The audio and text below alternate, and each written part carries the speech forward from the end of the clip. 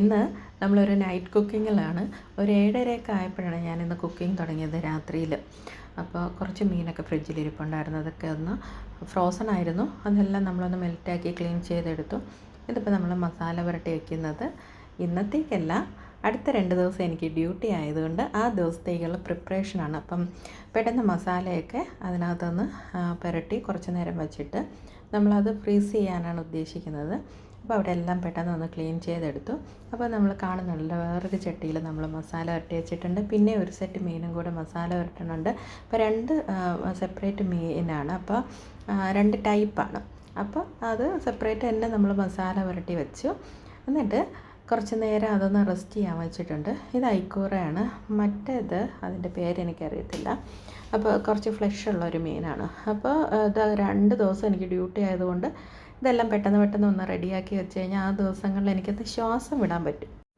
അങ്ങനെ നമ്മുടെ മസാല പുരട്ടലൊക്കെ കഴിഞ്ഞു. ഇപ്പോൾ 2 ചട്ടിയിലും കൂടെ വയ്ക്കുന്നില്ല. ഒരു ചട്ടി എനിക്ക് ആവശ്യമുള്ളതുകൊണ്ട് ഒരെണ്ണം ഫ്രീ ആക്കി എടുത്തിട്ടുണ്ട്.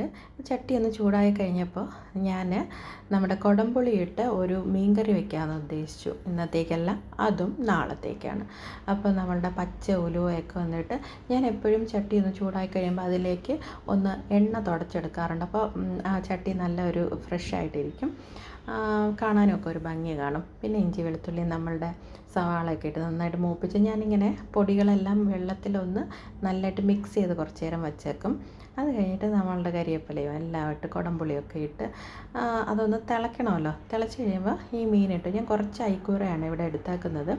പക്ഷേ ഇത് ഭയങ്കര സോഫ്റ്റായിട്ടുള്ള ഫ്ലഷ് ആയത് കാരണം പെട്ടെന്നങ്ങ് പൊടിഞ്ഞു പോകാനുള്ള സാധ്യതയുണ്ട്. അതുകൊണ്ട് തന്നെ ഞാൻ വളരെ കെയർഫുള്ളായിട്ടാണ് അത് ചെയ്തെടുത്തേക്കുന്നത്. അപ്പോൾ അതും നമ്മൾ മാറ്റിയെടുത്തു. ഇനി കുറച്ച് സോസേജ് ഫ്രൈ ചെയ്യാമെന്ന് വിചാരിച്ചത് കുട്ടികൾക്ക് വേണ്ടിയിട്ടാണ്. ഇത് എൻ്റെ കൈയല്ല, ഇതെൻ്റെ മോളുടെയാണ്. ഓക്കെ, അപ്പോൾ അത് അവർ കൊണ്ടുപോയി.